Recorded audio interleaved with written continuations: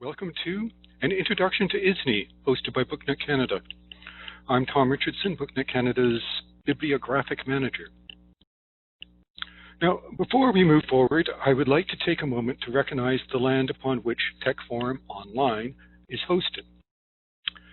We acknowledge that we walk upon the traditional territories of the Mississauga of the New Credit First Nation, Anishinaabe, Haudenosaunee, Wendat, and Huron indigenous peoples, the original nations of this land who continue to cry out for justice.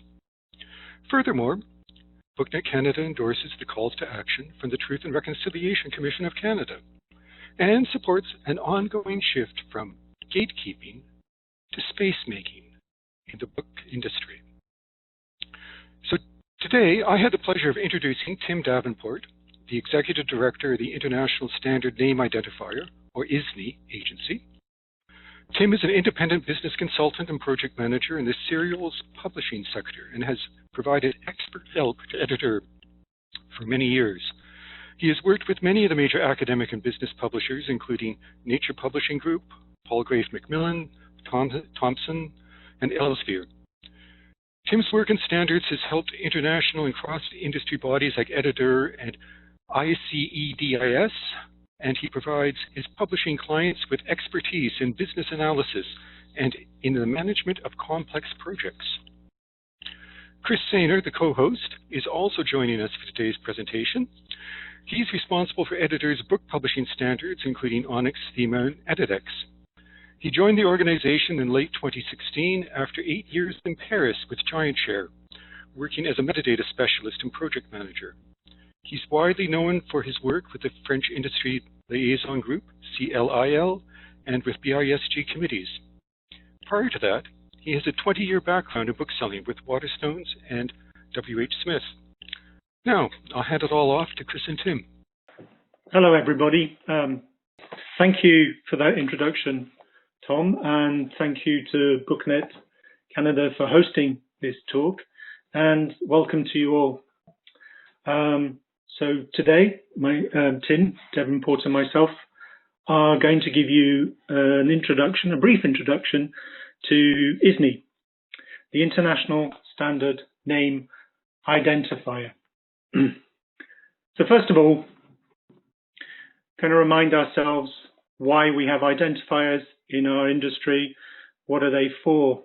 We use identifiers to emphasize difference so we can disambiguate potentially similar things. I need to know this is we give an ISBN to the hardback and to the paperback version of a particular book. We use identifiers in various industries to emphasize sameness when we want to give an identifier to co-locate apparently different things. We have identifiers for specific purposes. I need an identifier to identify a particular warehouse, a particular shelf within that warehouse. Or we might have identifiers to identify particular domains, so within the book industry, for example. We also use identifiers, some kinds of identifiers, as bridging identifiers. These are identifiers that simply identify other identifiers. They can be used to co-locate entities. The minimum reference metadata for a bridging identifier may simply be to other identifiers, or at most a minimum set of metadata. Identifiers are names. They're names for an entity or a resource. We use to identifiers as proper names like Paul Smith or Melbourne. But these are loose identifiers with very poor record for uniqueness, because there's no strong rules on uniqueness for proper names. We can use these identifiers, these names, for physical objects, digital objects, something that's abstract or a concept. We can give them to persons, we can give them to organizations, we can give them to places. Usually these identifiers are for the sake of convenience, are simple alphanumeric strings subject to a tightly defined format. And they are unique within the same namespace. So, for example, we know the ISBNs are unique within Bookland. Ideally, an identifier is persistent, so we don't change. The identifier doesn't change, remains persistent to the thing it identifies, and meaningless. Identifiers try to avoid affordance, that is the encoding of meaning within an identifier, apart from the knowledge that the identified entity is of a specific type. So, for example, if the identifier is an ISBN, we know it's referencing a book. Unfortunately, there is an affordance in the ISBN because it appears to provide knowledge of who the publisher is via the publisher prefix system, although this isn't necessarily guaranteed. Identifiers need to be trusted. There needs to be clear governance rules. There has to be commitment from institutions to respect those rules. The uniqueness and persistence comes from this, and that's what makes them useful. Identifiers are essentially social constructs. And each entity or resource that is identified is usually characterized by a minimum set of metadata for disambiguation purposes. So as many of you will know, when you register for an ISBN, you're required to provide a minimum set of data, metadata, title, author, edition, number, those kind of things. So just a reminder of some of the identifiers that exist in the creative industries. Most of you will use some of these. Some of you may have used most of these, but there are a lot of them. And all of them serve a very specific purpose and identify a very specific entity. But we're going to be looking at the ISNI, which is a public identity identifier. So, the International Standard Name Identifier. So it's an ISO standard, has been since 2012, and it's for the identification of the identities, the public identity, it's the identification of the identities used publicly by parties involved throughout the media content industries in the creation, production, management, and content distribution chains across multiple fields of creative activity. Those parties can be people, they may be organizations, they can be, or even fictitious people. So, for example, pseudonyms or fictional characters. For example, Mickey Mouse has his own ISNI.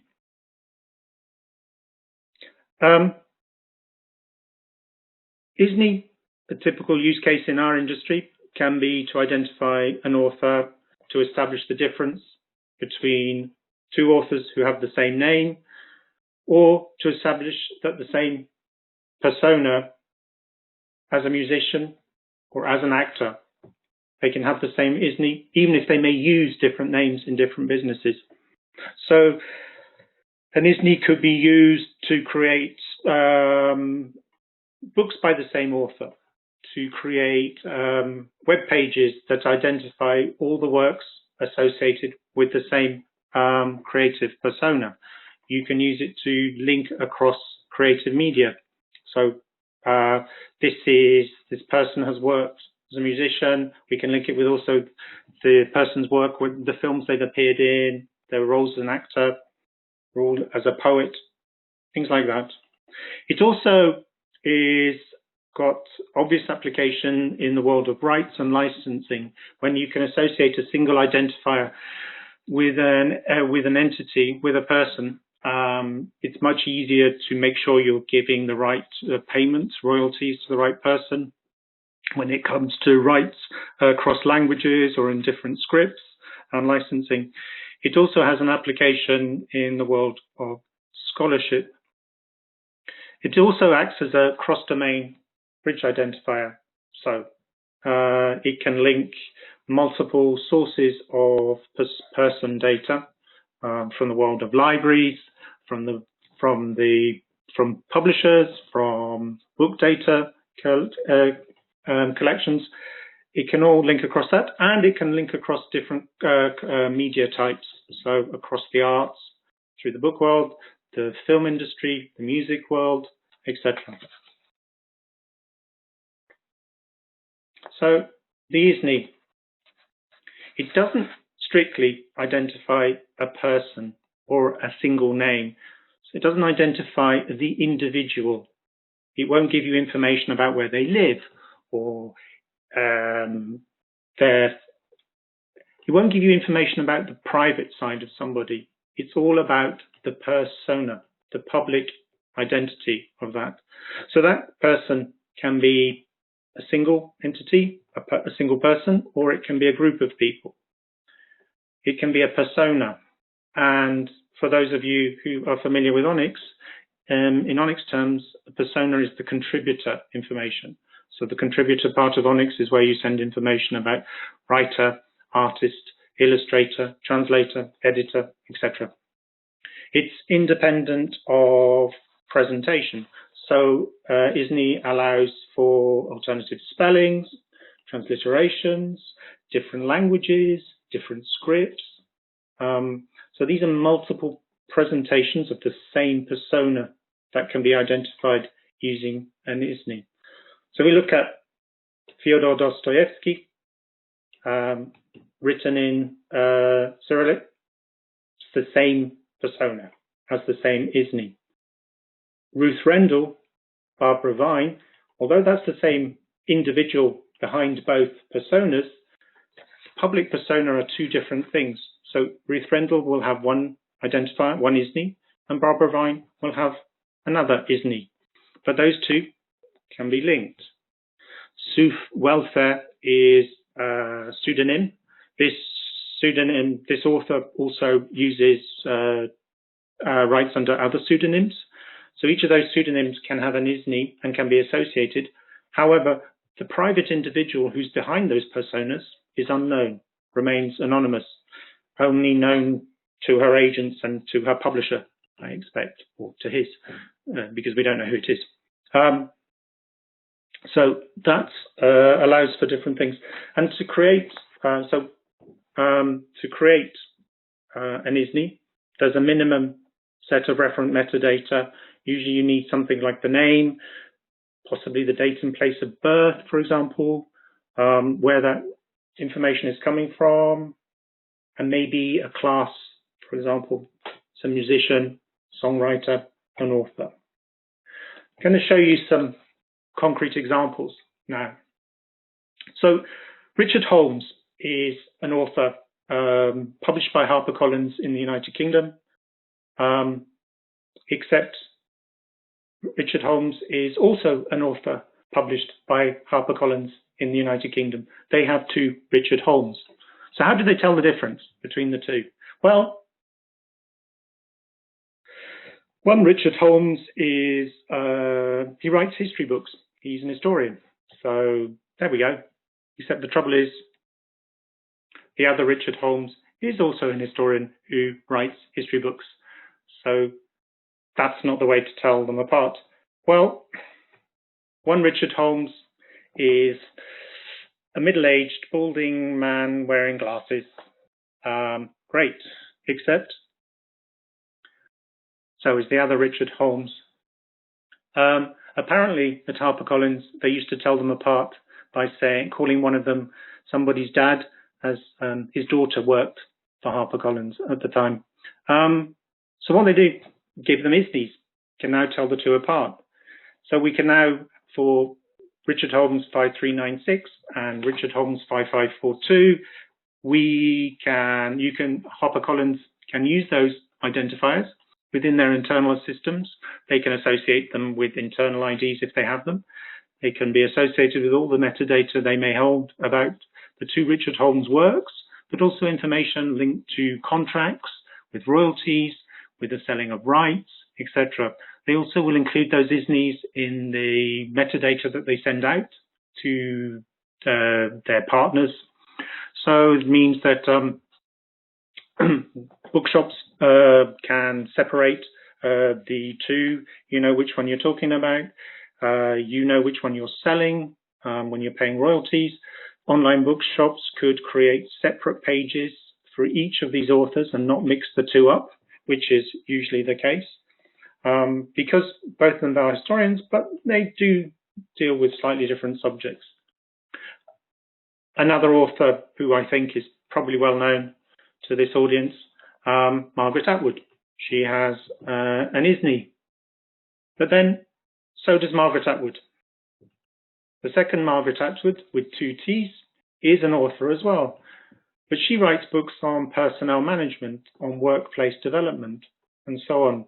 I'm sure that neither of the two Margarets wants to be associated with the other one for good reasons, because neither of them want to take away from the achievement of the other. So each of them has a unique ISNI, so it doesn't matter whether you're searching and make a mistake with your T's, the number of T's you add, etc.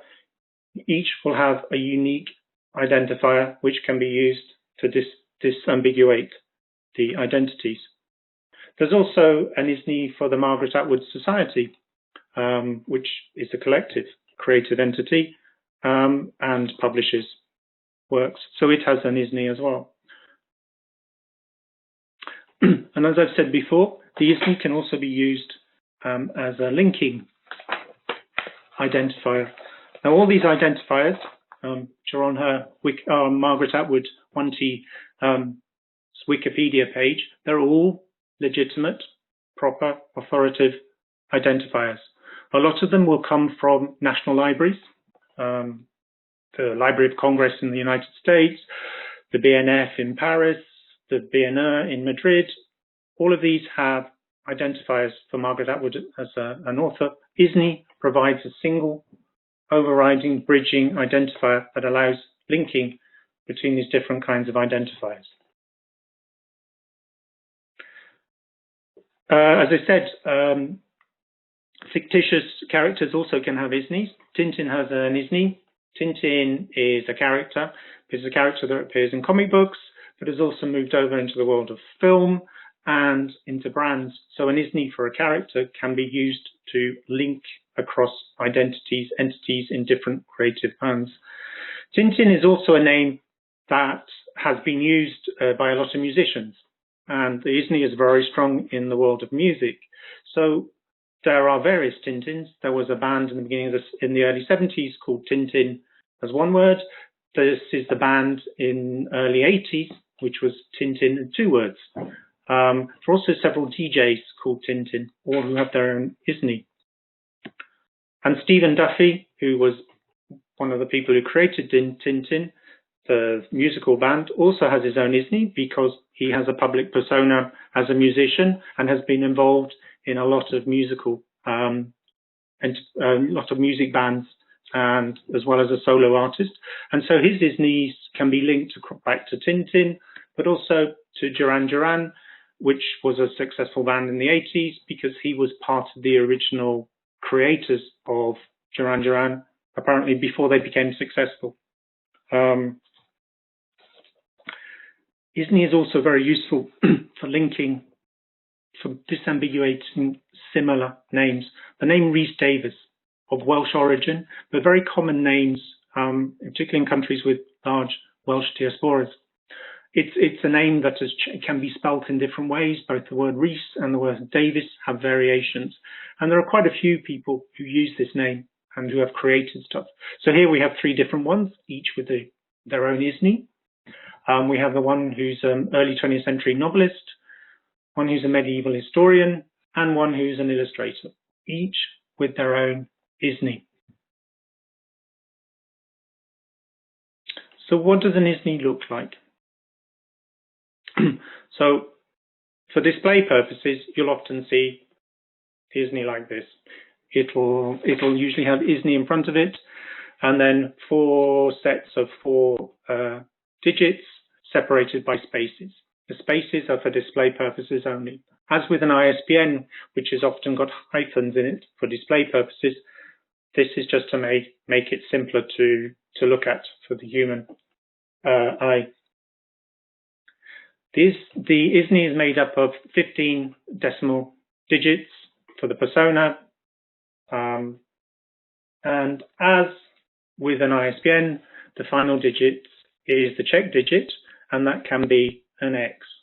For those of you who use Onyx and use the XSD, strict XSD for checking your Onyx 3, the algorithm for the check digit is also in that XSD, in the schematron part of it. So it will check if the ISNI is valid. So if you're a publisher or an established author and you want to know if you've got an ISNI already, you can go to the website, ISNI.org, and you can look up in the ISNI database to see if there is an existing ISNI, and perhaps start adding these to your Onyx feeds if you're a publisher. So here is the search for Rhys Davis, one of the Rhys Davis, and the results, which I've highlighted a bit. So you can see these are all variations on the name, the same Rhys Davis, but different ways the name has been entered into different library databases, and all legitimate variations on the same persona. Also, ISNIs will appear on Wikipedia pages. So the ISNI is a great way of linking back and forth from things like Wikipedia. There's also, for the disambiguation, identification of different authors. Here I'm looking up a Korean author called So-Young Han, which can be spelt in different ways. Can be presented in Korean, can be presented in different scripts, etc. So the author So-Young Han, who wrote a book called A Walk in the Mountains, has her own ISNI. There's also another So-Young Han, at least one other, who's a Korean K-pop singer, voiceover artist apparently, and an actress. She also has her own ISNI.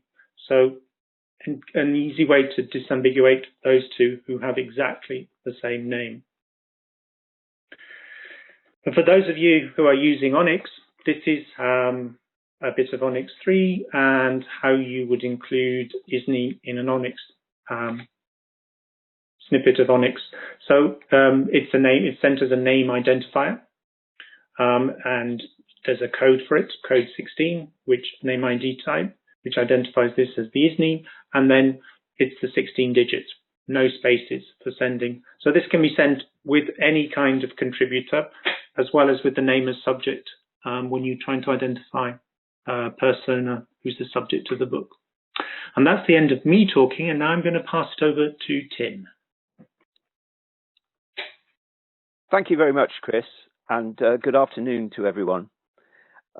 While you all sit and digest the complexities of being Tintin, I'd like now to tell you a little more about ISNI from the inside. ISNI's formal origins go back just over a decade, although the need for a robust, public and standard party identifier was apparent much earlier than that. The role of the ISNI International Agency, or ISNI-IA, is to promulgate the uptake and use of ISNI globally, and to provide governance and leadership in its use. And this is the part of ISNI to which I belong. ISNI is very much a membership organisation, membership funded and membership led, right through from our 6 founder members, 4 of which are still actively involved, through to the 50+ organisations that are involved today. The scope of ISNI is quite wide, as Chris has already flagged earlier, both geographically and in terms of the creative domains in which ISNIs are used.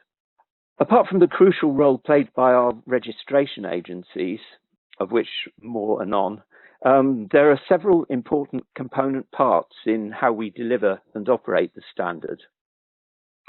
We've spoken already about ISNI IA, where as Executive Director, I function essentially as Chief Cook and Bottle Washer, if you're familiar with that phrase in Canada. Our board is composed primarily of our remaining founder members, but we are now actively looking to broaden that base further to represent our various user communities. In terms of where the information came from to start this whole enterprise, the original seed data for the ISNI system and many of the original ISNI assignments came initially from national library catalogues, whereas now all new assignment requests flow entirely via our registration agencies, which act as gatekeepers to the system spread across a whole range of specialist areas. Chris has already given an excellent description of the ISNI standard itself and a number of very persuasive use cases. I'd like now to tell you about two trials and one actually active workflow that are going on specifically in the publishing community. One of these is a fairly major effort that's happening in the UK, involving a group of major trade publishers coordinated by the British Library and EDItEUR. At a high level, this was conceived originally as a way of encouraging direct publisher involvement and providing an answer to the frequent question, yes, I'm interested in ISNI, but where do I start? Perhaps surprisingly, this exercise has revealed, if you note some of the match rates referenced in the slide, that frequently a lot of the work turns out to have been done already, largely by library cataloguers. And I can't emphasize too much the way that this really lowers perceived entry barriers to the adoption of ISNI. These are cases where ISNIs are being discovered that have already been allocated to book authors, except frequently neither they nor the publishers actually knew that this had happened. And so it's providing quite an interesting and easy first step into the world of ISNI. In fact, it occurs to me that chronologically, I should probably have told you first about efforts by our colleagues in France. 2 or 3 years ago, the Bibliothèque Nationale in Paris pioneered a collaboration around legal deposit workflows. With the BNF as a focal point and several big publishers such as Hachette and others supplying Onyx books metadata for these legal deposit copies, the BNF was able to put in place a metadata enrichment route prominently featuring ISNIs. Whether these ISNIs had already been assigned, as was often the case for established authors, or whether they needed minting afresh, typically for new entrants or authors whose circulation of their earlier books had not been quite so widespread, those outside the bestseller lists. The general effect of this was to set up a sort of virtuous feedback loop whereby the BNF could take in the accompanying metadata from the legal deposit work stream, enhance it in various ways, including adding in ISNIs, and then fold those back to the publishers for incorporation in their own efforts.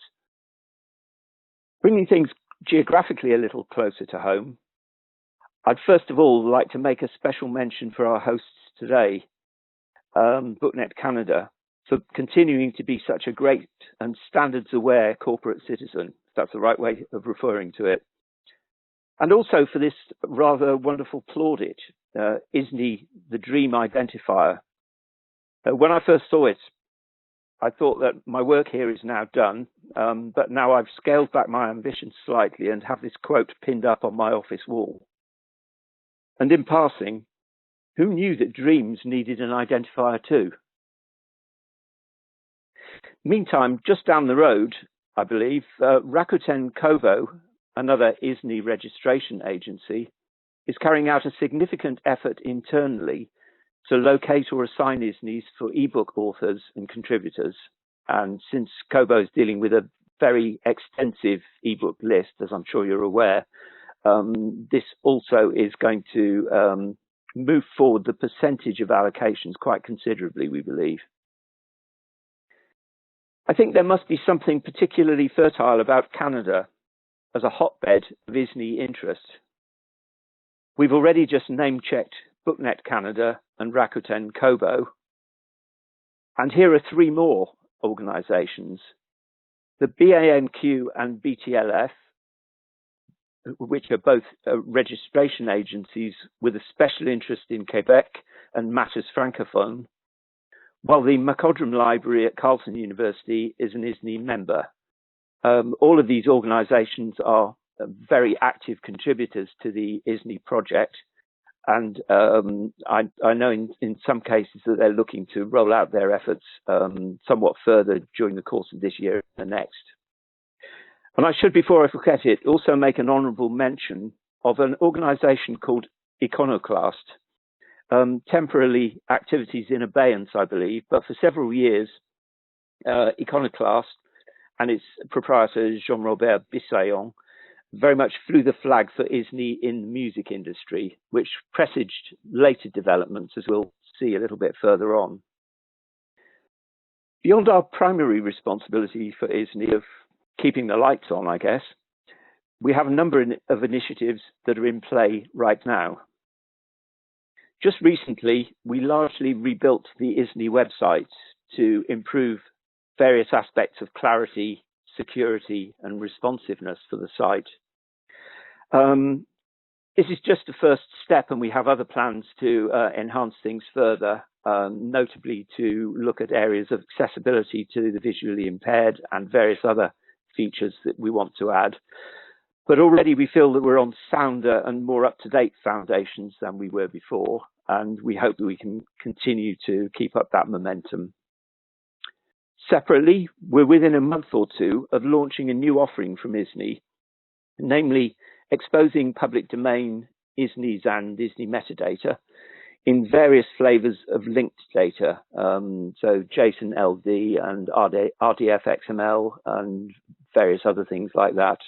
We're hoping to make those available when we roll that service out, both via the APIs that talk to the central ISNI database and by periodic data dumps that can be used and disseminated within the supply chain. And of course, music, Maestro, please. YouTube interest in ISNI starting about 2.5 years ago as a route to identifying musicians and composers has been absolutely transformational for us. It's sparked very widespread interest in the music industry that currently shows no sign of abating. Most recently, I was speaking to an audience of about 30-odd contributors from the music industry, covering labels, publishers, various intermediaries, rights collection organizations, and so on and so forth. And a number of those organizations are looking to join those from the music industry that are already actively promoting the use of the standard. And last but not least, we are and we continue to invest effort in a number of special consultation groups for various domains to improve communication with our users. The whole point here is to introduce more representation and a more acute understanding on our part of the industry-specific or sector-specific requirements that some of our users need to bring forward, and also their input into prioritization. Probably like many similar organizations, we have a development long list or wish list, and it's of great importance to us that we actually manage to get an external slant on the order in which it would make most sense for these improvements to be introduced. The first out of the traps, as it were, are groups that are looking at music and at libraries. These are separate groups, of course. We've been thinking about launching one in the area of organizations, actually leveraging the ability of the ISNI to identify organizational entities as well as persons and personas. And I'd see a publishing consultation group as a very likely development to come forward over the next couple of years. And finally, just a quick reminder of why we're attempting all of this activity and why people are actually coming along and joining us with the ISNI endeavour. Ultimately, as the slide says, and you'll have got more of the information on this earlier on from Chris's presentation, we're looking at the provision of cross-publisher and cross-sectoral party identification. Using ISNI, we can help underpin improvements across the supply chain, and these are just some of the areas in which we're already involved in to a greater or lesser extent. And for those practitioners amongst you, we hope that we can do things in terms of supporting all the hard work that's needed under the metadata hood, the disambiguation, the deduplication, and ultimately driving better and cleaner data to raise visibility of sales. We do hope that ISNI is offering and can continue to offer in coming years a useful contribution to the identity part, at any rate, of the metadata puzzle. I'd like to say on behalf of Chris and myself, thanks so much for your time and interest today. Special thanks, as I've said, to Tom and Natalie and Noah and colleagues at BookNet Canada for organising and promoting this event. And we'll leave you here with a few links in case you're curious about ISNI and would like to know more. Thank you. We have time for some questions. One thing that comes to mind is that we're promoting the use of ISNI as a publisher name identifier as being one of the, many of the publishers already have an ISNI, whether or not you know it. And it is an excellent way to have a unique identifier that identifies your company. And you can change your name, and your identifier follows you in a way that other systems don't. It's an excellent use case for ISNI. The one thing that came up for me with listening to this was that ISNI links between all these organizations like libraries, potentially authors, potentially their agents, rights groups, copyright associations, and I'm just kind of wondering how. Is there a way to sort of like, and Tim actually referenced the work that they're doing to sort of like join those things up, but I'm just kind of wondering, is there any specific way a publisher could try and like work with other organizations to help implement and spread the costs and benefits of ISNI more widely? I can, Tim here, I can speak briefly to that, Tom, or to aspects of it. First off, funnily enough, the UK trial that I described earlier on, the one where the British Library and EDITEUR are the focal point, started off actually with an organisational question. What we thought might be more persuasive for publishers originally was to identify publishers and also to identify imprints and so on, each with an ISNI, and thus making the royalty collection and allocation process somewhat simpler and less ambiguous. There has been some work done on that, but there was such a pronounced jump to concentrating first on the identification of authors that we set that aside for a sort of phase 2 project. Another thing that I could say, if it tangentially refers to what you asked, Tom, one of our registration agencies is the company Ringgold, with whom you may be familiar. This is a company that specializes very much in identification of corporate structures. So think, for instance, a college within a school, within a university, or whatever it might be, but to serve various attribution and funding analysis questions within scholarly publishing. I can imagine building out from that to come up with some more persuasive use cases to leverage those benefits. The one thing that's difficult, and we were musing on this, I know, a little just before we came on the call earlier on, it's always so difficult to be either the first implementer or the owner of the first telephone, and waiting for the rest of the community to catch up with one. I mean, again, because this is a publishing community, one of the one of the problems that we have is the lack of a unified work identifier, and I know that there is actually some development work on a new ISO standard that may or may not help in that. And famously, publishers rejected the original ISTC because they didn't want to make it easier for other works to be found by their potential customers, which seems short-sighted. But I was wondering if there is a sense from the retail community that ISNIs could help link records and make up for that lack of unified work identifier that sort of like hampers, the supply chain in general. Is there any feedback from a success from like Kobo or somebody like that they find an added benefit to an ISNI when they focus on it a bit?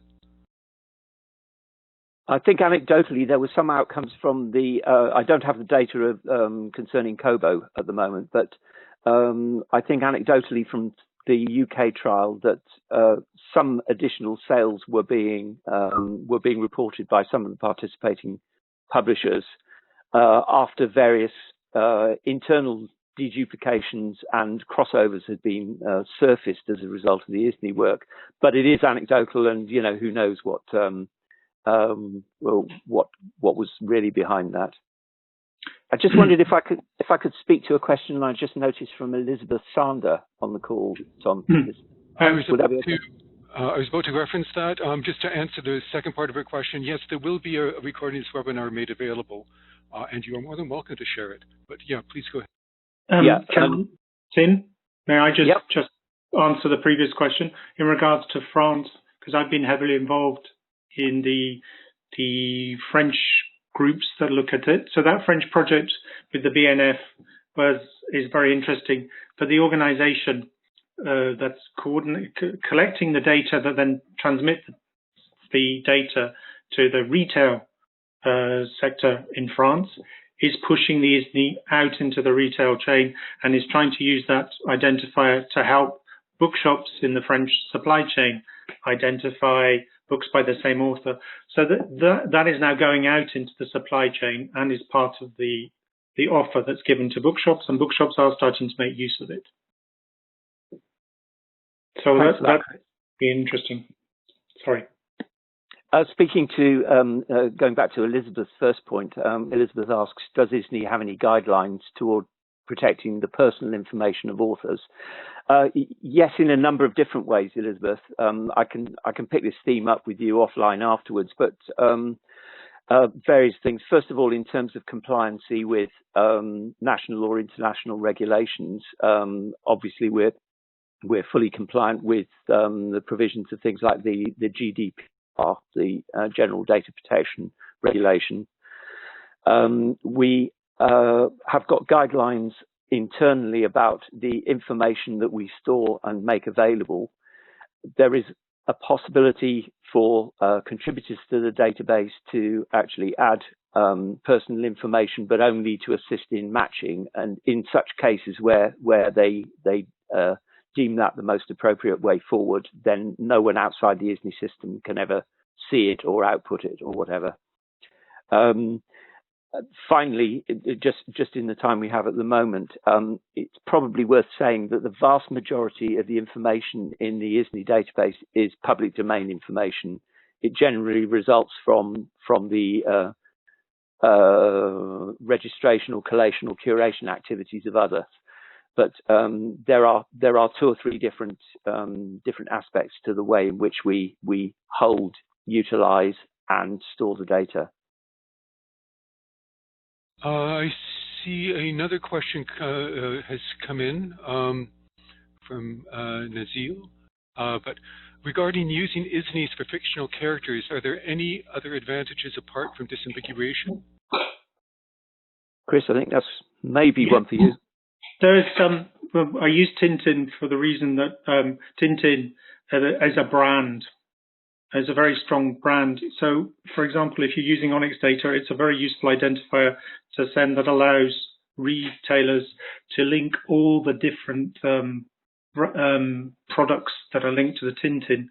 There's also a very useful underused part of Onyx called name as subject. Name as subject allows you to identify when a book is about somebody and about somebody or featuring a character. And that character can be a real person or can be fictitious. And that composite in Onyx can carry an ISNI. So you can link a book about Tintin, featuring Tintin. You can use that ISNI in that part of Onyx. It'll link across to Tintin merchandise, to Tintin the brand, etc. That's one of the advantages. I think it's for fictitious characters, disambiguation, but also that linking across languages, across genre of books, and across media. I hope that partially answers the question. Tim, did you have anything to add to that? No, not really. No, I'll leave it at that. We have another question. I mean, if you have time, if you don't just say, but who managed the ISNI? Actually, I'll start off handling this one because it makes sense. BookNet Canada is a membership organization, which means we don't actually engage directly with the organization as such, but we can access its database in a number of ways to be useful. Our sister organization in Canada, BTLF, is a registrar organization. So they are an organization who actually assigns ISNIs as necessary, normally for a fee. And then there is a central organization that is represented by Tim that manages ISNI. So in a sense, you've been talking to the management of ISNI during this presentation. I don't know if Tim wants to add anything to that, but yeah, I think you've nailed most of it already, Tom. Thank you. But yes, the management of a particular ISNI, if that's what we're talking about, the management of a particular identifier allocated, say, to an author, the primary responsibility is with the registration agency, of which there are some 25 registration agencies, because they have the responsibility for curating and submitting the data in the first place, and for updating it later if any changes occur, and particularly if any corrections are required. What I should say, though, in addition to that layer, so normally speaking, in Tom's example, BTLF may well have sought the allocation of an ISNI for a particular author, and that process goes through. They would then maintain that. There is, however, the possibility that if the author themselves or someone associated with them discovers an error, for instance, a duplicate assignment or something like this that has been made despite those safeguards, then that author or indeed member of the public can feed back to the ISNI organization. In this case, feeding back to via the yellow box on our site to the quality team of ISNI, and they would then review those corrections or suggestions manually and then act accordingly. So it's a twofold thing, primarily the registration agency, but the individual can contribute or challenge what we hold. I'd like to thank Tim and Chris for the great presentation and for answering the viewer questions. And we hope that this leads to more publishers using use of ISNI in their metadata.